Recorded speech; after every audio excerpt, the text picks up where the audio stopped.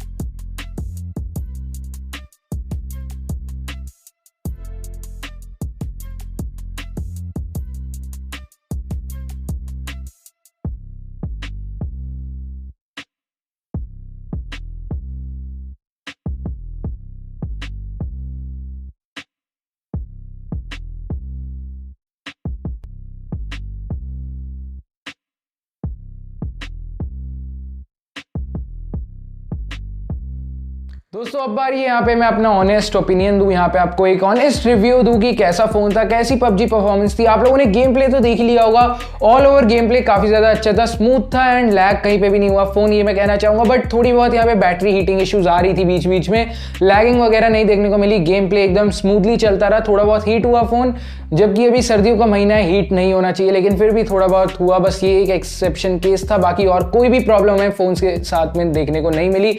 इसके अंदर स्नैपड्रैगन का 888 प्रोसेसर है एंड इस वजह से इसकी जो परफॉर्मेंस है वो काफी ज्यादा अच्छी है।